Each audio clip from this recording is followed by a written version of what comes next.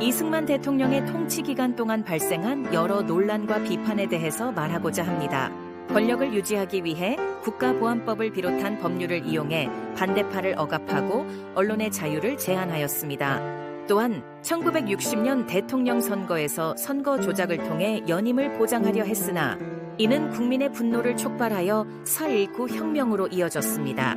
두 차례에 걸쳐 헌법을 개정하여 대통령의 연임 제한을 철폐하는 등 독재적 권력을 강화하였고 이러한 조치는 민주주의 원칙을 약화시켰습니다. 경제적으로는 큰 발전을 이루지 못했으며 정부 관료와 친인척이 이익을 독차지하는 부패가 만연했습니다. 이는 사회적 불평등을 심화시켜 국민의 불만을 높였습니다.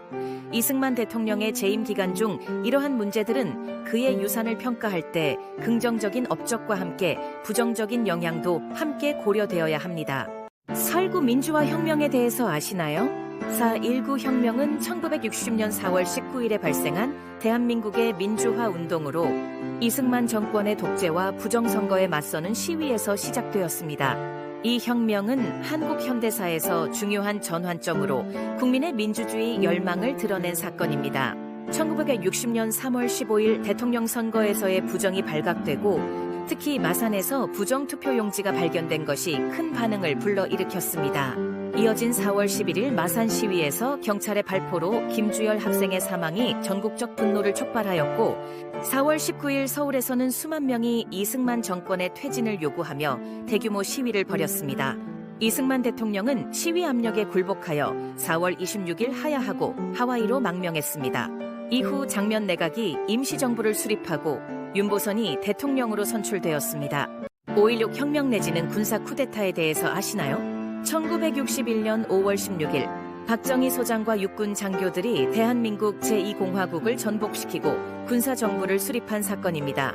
이 쿠데타의 배경에는 이승만 정부 시절부터 누적된 민주정부의 부패와 무능은 정치적 혼란을 초래했고 박정희를 비롯한 중심 인물들은 정치적 불안과 경제적 난국을 이유로 군사 개입을 정당화했습니다. 방송국과 주요 시설을 점거하고 장도영 육군참모총장과 윤보선 대통령을 회유해 장면 총리의 사퇴를 이끌었습니다.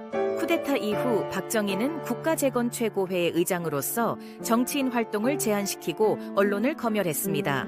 과거에는 이 사건을 다양한 명칭으로 불렀으나 민주화 이후 5.16 군사정변으로 명명되어 공식적인 표현으로 자리 잡았습니다. 박정희 대통령의 암살 사건을 아시나요?